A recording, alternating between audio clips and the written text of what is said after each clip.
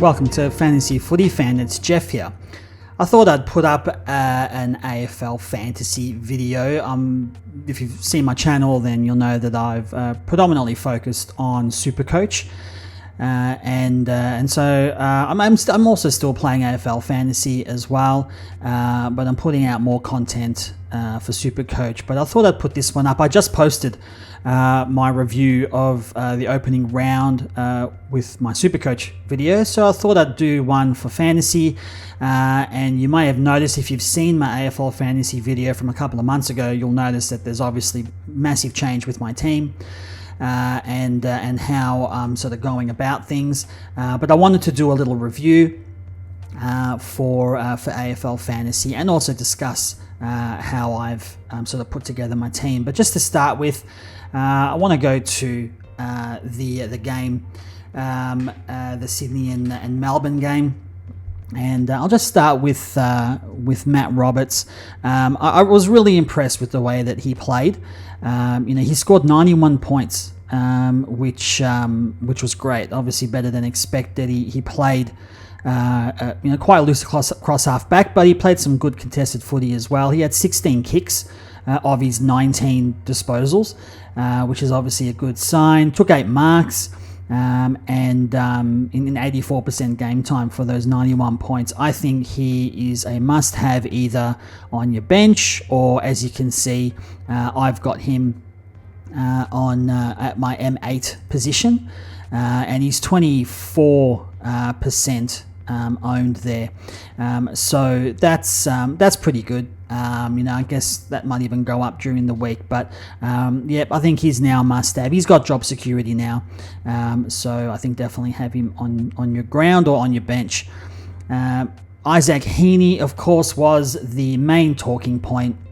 That was unexpected. Again, we all know he's on the never again list for many of us. Can we trust the midfield role? So that's the big question. I mean, look, they've got 3 of their main midfielders out: Parker, Adams, and Mills. So it's quite likely that he's playing in the midfield. I think he did say that he's been training in the midfield all pre-season, and I guess it showed when you have a look at what he was able to do in this game. He had 26 possessions, 17 of those were kicks, 7 tackles, 18 contested possessions in 79% game time for 121 points.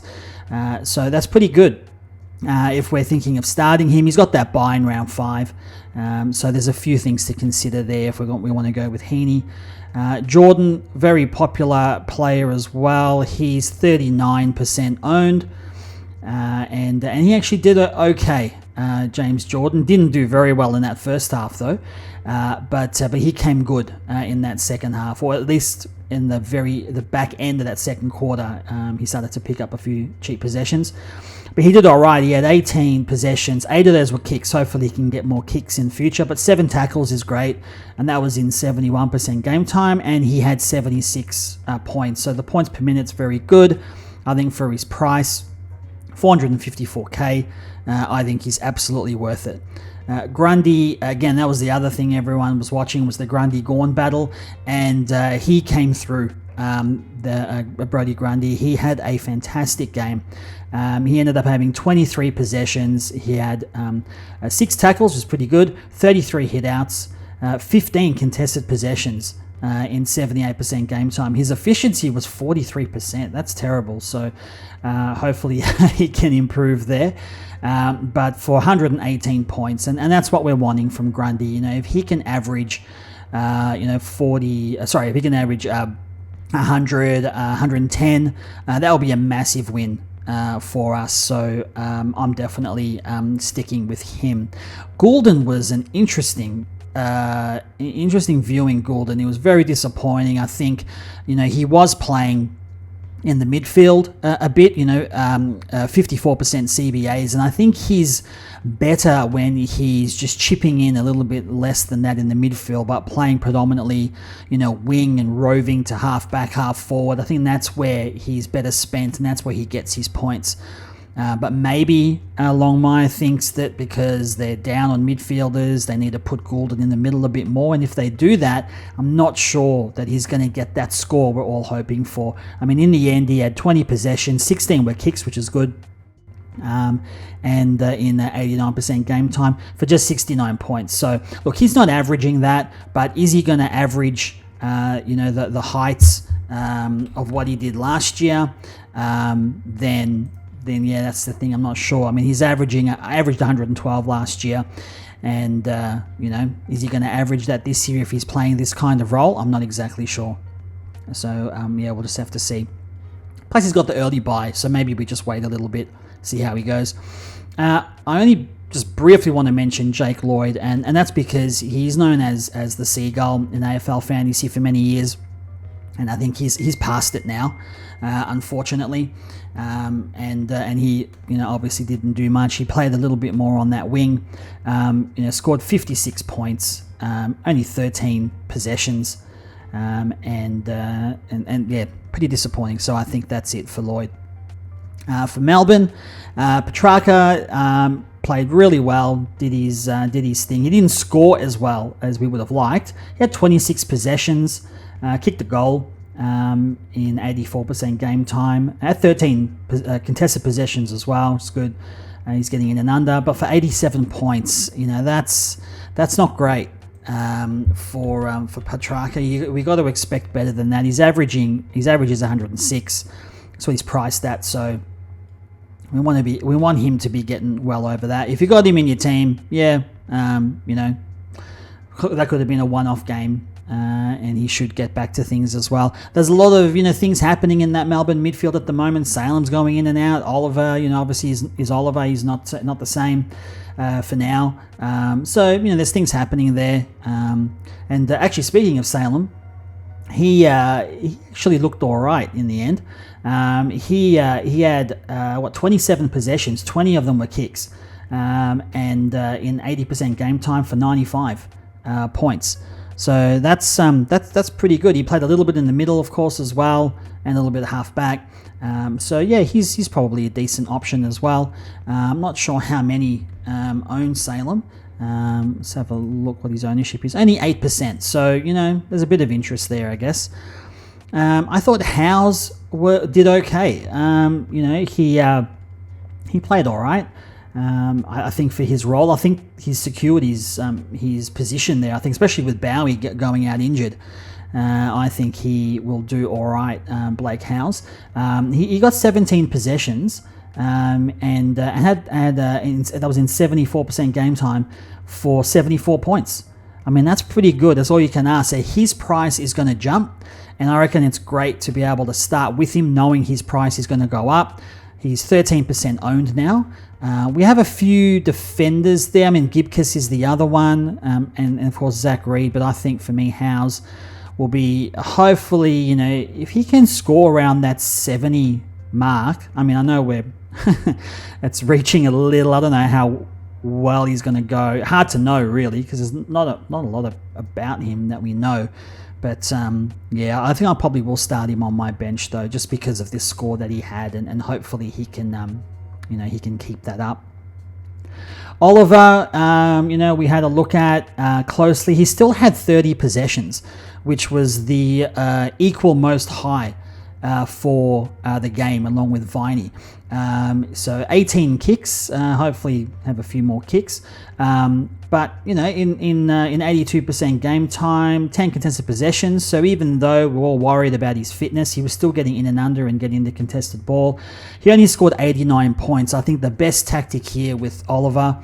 Actually, let's just I'll have a quick look to see how many own him. Probably not much, I would have thought. Only 2%. And I think with Oliver, it's probably best to just wait till his score drops, because his first few games are probably not going to be high scoring games. Wait till he bottoms out and gets some form, and then I think look to bring him in then, preferably after his round 6 bye. Max Gawn, the Grundy-Gawn battle was really interesting, and obviously Grundy won out on the day. But Gawn, look, he did okay, but we're wanting more from him, obviously, and I think we will get that. He only had 14 possessions. He had 37 hitouts in 82% game time, but just for 87 points, which is not great. We're wanting Gawn to get back to that 100, 110 average at least. I reckon he will do that. I reckon there's a bit of talk from him that he recognised that Grundy got the best of him, but he sounded a bit fired up in that interview, and I reckon he'll come out firing in round one. Caleb Windsor, look, for his price, what's he? Let's have a quick look and see what he's priced at. He's 282k mid forward, and I think there's a few mid forwards that we could probably go with that are a little bit cheaper. In the end, what did he get? He got 45 points, 13 possessions in 81% game time playing along that wing. I think there's probably better options. I think he's a little bit too expensive in my opinion. He is owned by 30%. So there was a lot of coaches out there that have a fair bit of faith in him. But no, I'll probably be giving him a miss, I think. Billings was the disappointing one. We're all hoping, looking at his preseason and the games, and we're all hoping he would do well, but unfortunately he started as the sub, came on midway through the third quarter, and only ended up with 2 possessions in 38% game time for 10 points. So if you've got him in your team, time to get him out. Only 2% owned, so there's only a few there that have him now. I think everyone jumped off. So yeah, I think we're definitely not going with Billings. Bailey Laurie was the other one that we're looking at because he's a rookie, but he was came off. So he was subbed, and Billings came on. Only 8 possessions, 42% game time for 26 points. So yeah, the job security is not great there. Potential for being subbed. So we'll have to find somebody else there in our forward line as a rook. The Lions Blues game. I thought Neil did okay. He had a decent game. As far as the game goes, he played well, but he didn't score well. And that's just because he handballed too much. He had 25 possessions, but 16 were handballs. In 79% game time for only 75 points. So it makes sense that he's only 3% owned. I think long gone are the days where Neil will be dominating like he used to those few years ago. Dunkley, I think, was the other one people were looking at. He's only 2% owned as well. Remember last year when everyone wanted him in their forward line. But, he did okay. He had 21 possessions. We had 9 tackles. In 82% game time, 404 points, which is what he's averaged at. So, is there upside in Dunkley? Hard to say. I think Brisbane did share their CBAs around, and I think they'll probably continue maybe to do that. The sad news out of all of this, of course, was Coleman. At the very end, pretty much nearly, or it was like the last kick of that second quarter, he got tackled and did his ACL, which is obviously very, very sad news. And obviously we want him to recover well, and then be ready for the preseason next year. He's priced at 70, but he'll get that massive discount. So he's going to be very cheap, and I would say a very popular pick next year. I thought now Lions is a bit expensive, 752k. Unlikely anyone will go with him, not even 1% owned, but I just thought it was interesting the way that he was used. He had 51% CBAs, 94 points he had, 19 possessions in 70% game time. Might be an option. He's a pod, but unlikely that anyone will likely pick him. But moving on to the Blues, and I just wanted to say this because this game was an awesome game, and I just wanted to say that in that first half, Carlton just did not look that competitive, but they were, but they got they were getting flogged.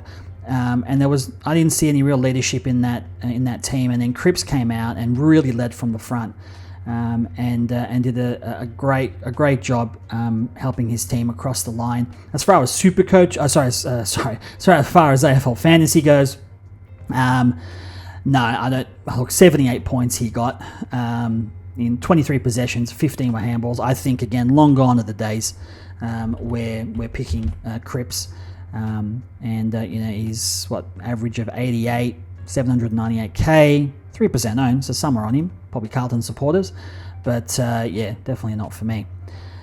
Zach Williams, so he's obviously the one we're all looking at. Everyone's interested in 34% owned, so nearly a third of the competition, or a third of the competition, have him, and he actually did all right.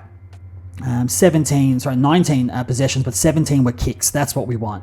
And in 80% game time, and he had 69 points. And so that's what we're, I guess, hoping for Zach Williams to, if he can average 70 to 80, if possible. I think we'll be very happy with that. Even, at his price, I think hopefully 70 to 80. 69, first game back, but he's got the role. He's playing across halfback. And I think he's a good pick, and I reckon he'll be a good pick for the year. He'll definitely make us some cash, and then we'll be able to upgrade him. I guess for me, I'm probably looking at because Nick Martin will get defender status, so will McKercher, but I'm looking at probably my strategy is to upgrade Williams, swap him over for Martin. I think Martin potentially could be a top 6 defender this year, or at least top 10, and then Williams can upgrade him to a bottomed out midfielder, maybe Oliver, who knows. But we'll see how things play out. Fantasia was cheap, and cheap for a reason. He is cheap, I should say, but he did all right in that second half, but he ended up having 11 possessions, 71% game time for 33 points, but I don't think that we'll be picking him at his price. 270k, obviously there's other forwards that are a bit cheaper, and he's got the buy as well, so no point picking him. Sad news about Doc. Just like Coleman at halftime, thought it was a jarred knee, but now it's been confirmed it's an ACL. And after everything that man has been through, to come back and to play high quality football, and then now to go down again, is really, really sad. And so we really wish Doc all the best for the year, that he recovers well, and hopefully gets back to have a full preseason and a good year next year. As far as AFL Fantasy goes, he will be at a pretty good price as well to pick for next year. I guess something to consider, because he'll be heavily discounted, and next year he'll be likely playing in the midfield again. So just something to think about for next year. Moving on to the Suns and Tigers game. This was a really interesting game of football. The Tigers played horribly in that first half. The Suns were just running around them. It just didn't seem like there was any effort, any intensity from the Tigers. But then the second half, you could really see that they really put in. And if only they had played that way in the first half, it would have been a much more closer game, I think. But some interesting ones to come out of this was from Gold Coast in particular, and Matt Rowell. He had a fantastic game. He was easily best on ground for me. 830k averaged, or he's priced at an average of 92. He's only owned by 2%, so he's a pod. Does have the buy, so maybe we wait. But his price is going to skyrocket. 3 games he'll play before his buy. But he did so. 33 possessions, 19 were kicks, 5 tackles, 20 clearances, and 26 contested possessions. He was hard at it. 84% game time for 112 points. So, is he going to average 112 for the year? I'm not sure. Is there better options at his price?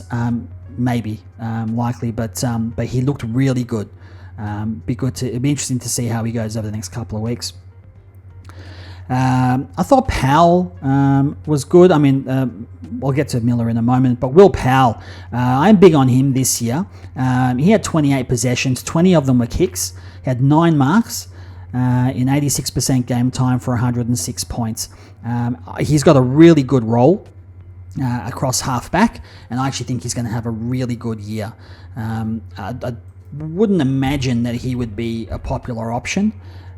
He's only owned by 1%, so he's definitely a pod. Priced at an average of 82. I think that there's definite upside in him.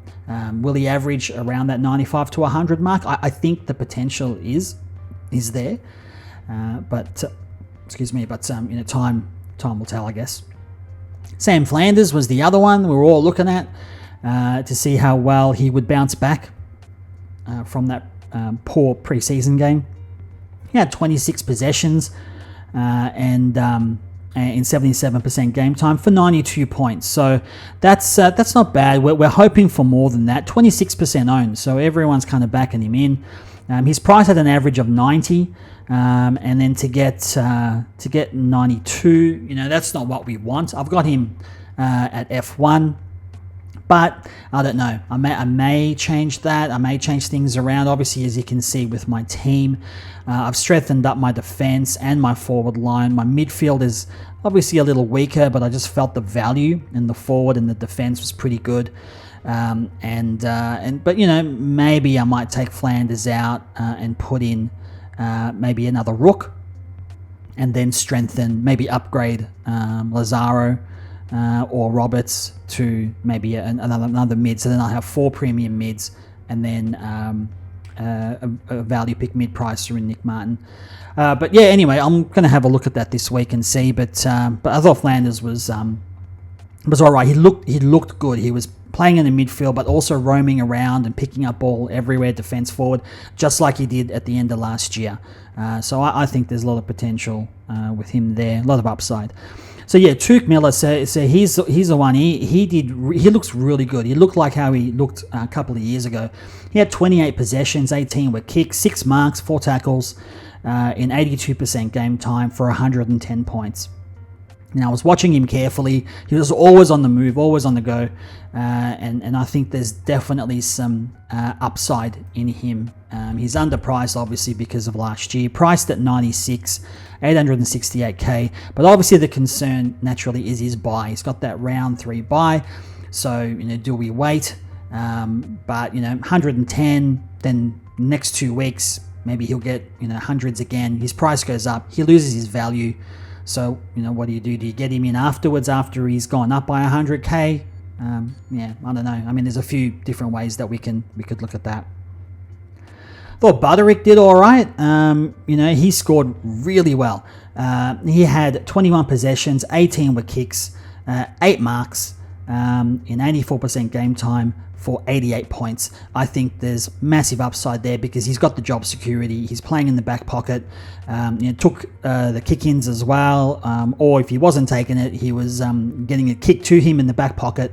And I think that the job security is there, along with Sexton, which I'll speak about in a moment. But he looks good if you can afford to bring him in, I guess, because of his buy.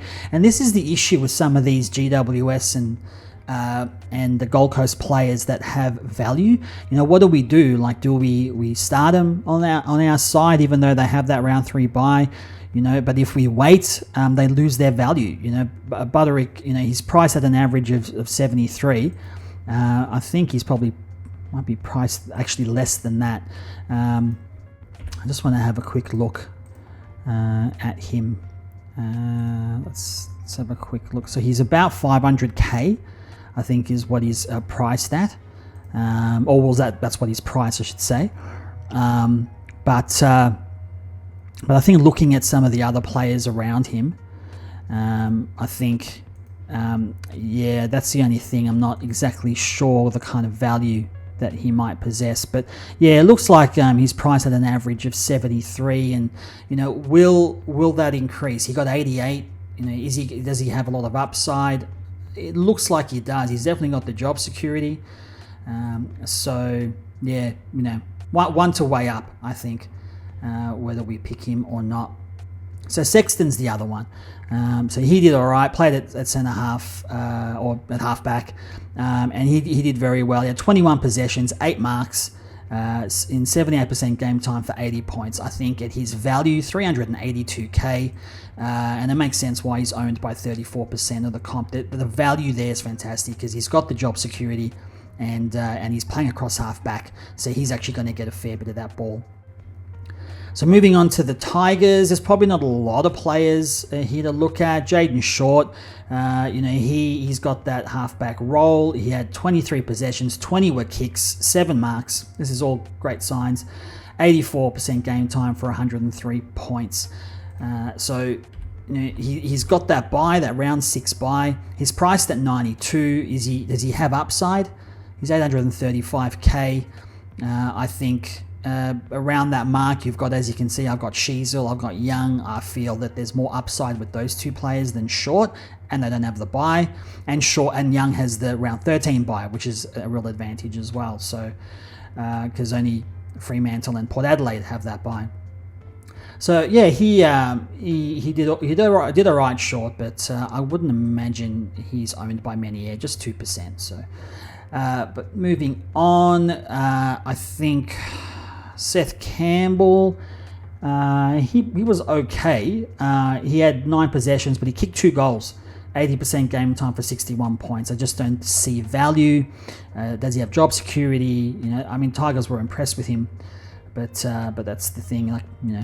Is he going to get a role every week? I'm not sure.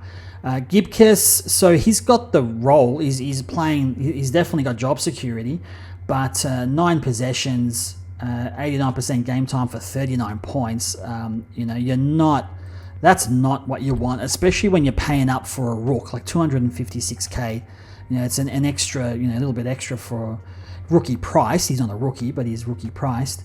So we've got to make a decision. Do we go with Reed or Gibkiss? Is it both Reed and Gibkiss? Pink even? He'll be a slow burn. That's the thing. It's tough with these defenders. It's kind of why I wanted to start with Howes, because Howes has already started well, and his price is going to go up significantly. And then if he just doesn't do well and he bottoms out, that's okay. I can always drop him down to another defender. But anyway, Gibkiss, not really too sure. Thompson Dow, he was so disappointing. 6 possessions, 72% game time for 25 points. That's disappointing, especially all the talk about him playing in the midfield. He's priced at 55, 407k, but you want decent upside if you're picking these players. So, unfortunately, there was really nothing there for him. And going to the last game, the Giants and the Pies, definitely a few players of interest here.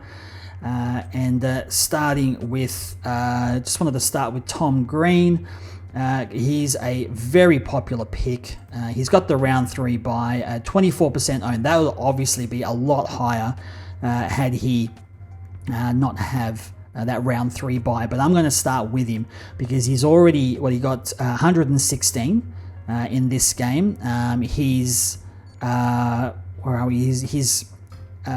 average of 110, price at an average of 110, so he got his average, but his next couple of games against North and then against West Coast before his bye, I think it might be worth just starting with him, which is why I'm starting with him. He had 30 possessions, 6 tackles, 87% game time for 116 points, and I think he is going to average around that 115 to 120 mark this year, Tom Green. Lachie Whitfield, so man, what a game did he have. 33 possessions, 24 were kicks, 14 marks, 81% game time for 137 points. So, we're all hoping that he can get back to, his form from a few years ago. He's 855k. So he's another one of those players in that 8 to 900k price that might have some upside. Owned by 4%, so he'd be a pod as well. That ownership probably will increase, over the next few days, just because of how well he performed. But yeah, again, the buy, that's the only other issue. How many players can you have from this buy, from that round 3 buy? I know for me, just having a look, if I'm around 3 buy. So I've got Green, Flanders, and Sexton. So Flanders, I'm still thinking about whether I start with him. Green, I'm definitely starting with him, but you don't want more than two premiums. You want 1 to 2 premiums missing per early buy, unless one of those players is owned by 50-60% of teams. Then that means most or more than half of the competition is going to be impacted, just like you. But yeah, you want to be careful with the buys. I know some teams are going with the structure that they would normally have and the players that they would normally have, but then any player that has an early buy, they're just replacing them with an equivalent player that doesn't have the buy.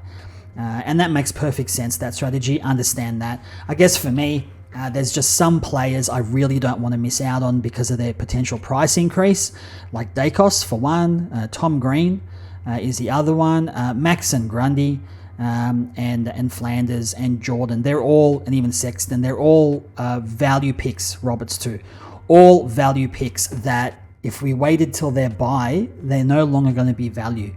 Now, yeah, does it set you back in the first few rounds? It might, but I think it will pay off in the long run having those players when a lot of other teams are wanting to get in some of those players, but they just can't afford them or they've lost their value. And then there's no point bringing them in if they're a cheaper player. So yeah, and Williams I had as well. So I've got actually a fair few players that might be missing through the rounds, but I think I'm going to be all right. I did work it out actually with the teams I'm going to be missing. So I'm only going to be missing Williams in round 2. So yeah, I'll be well covered, especially with Zach Reed and even Howes. That'll be fine. With my round 3, as I mentioned, I've got Green and Flanders. Green's owned by 25%, Flanders owned by 26%, and Sexton's owned by 34% of teams. So I reckon I'll manage well there.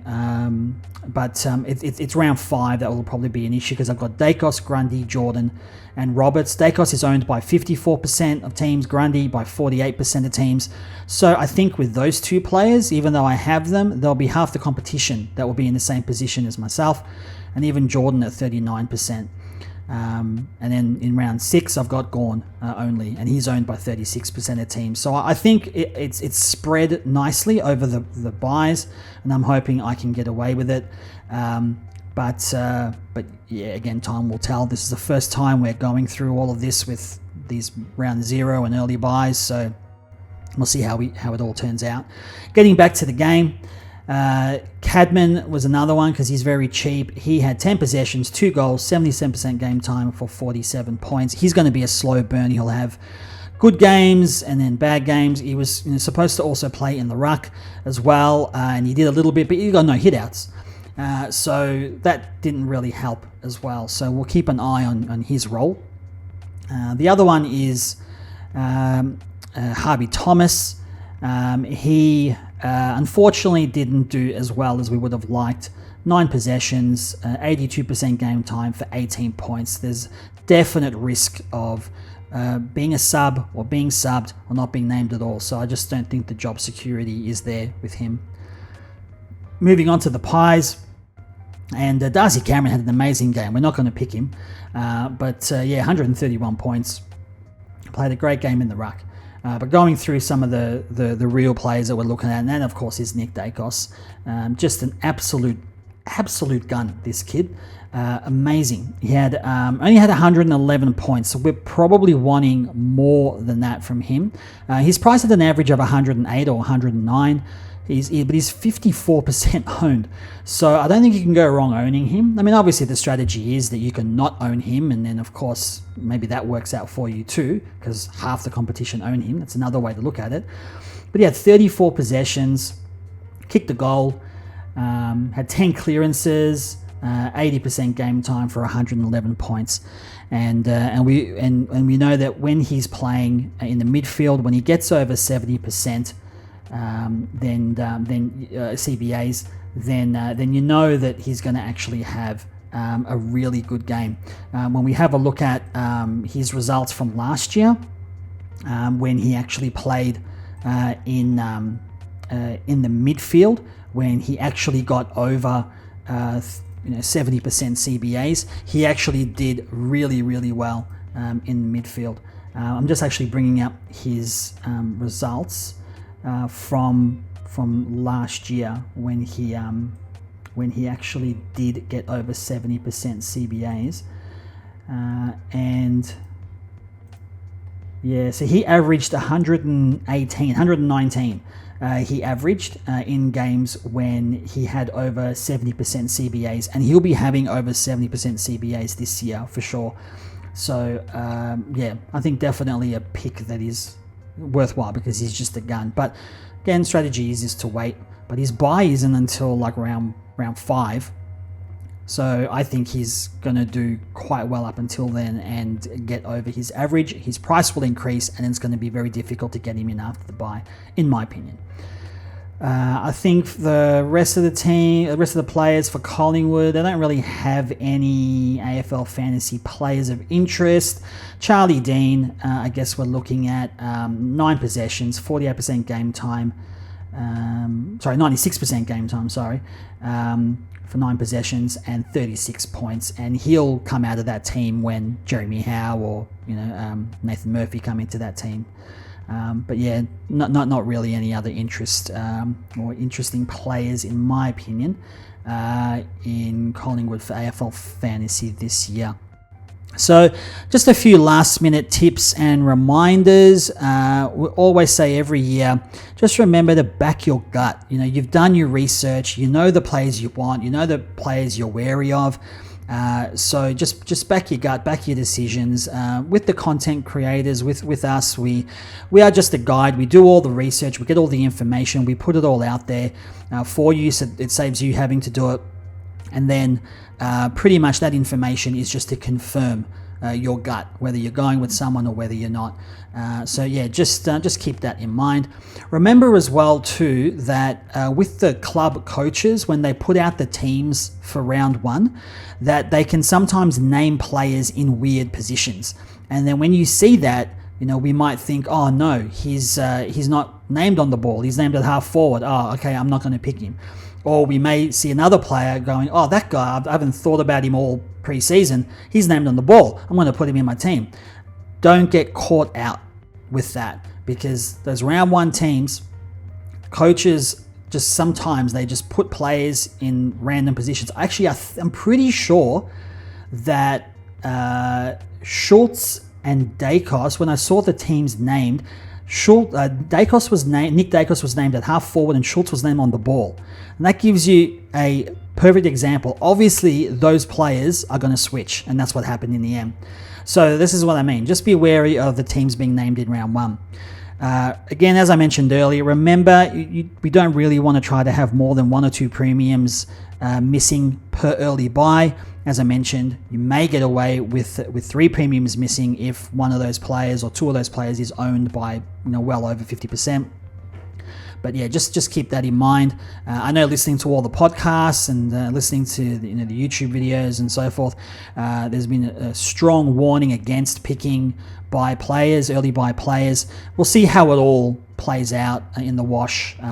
Once all these players have had their early buy. Remember to get your rookies right. Pick rookies with job security, and that hopefully will score well. We want to try to avoid, of course, slow burns, but sometimes we don't have a choice. We may have to pick a player who has job security but might be a slow burn. Toby Pink comes to mind. But you want to be using all of your trades in the first few rounds. Particularly, you want to get your rookies right, because the rookies is where it's all at.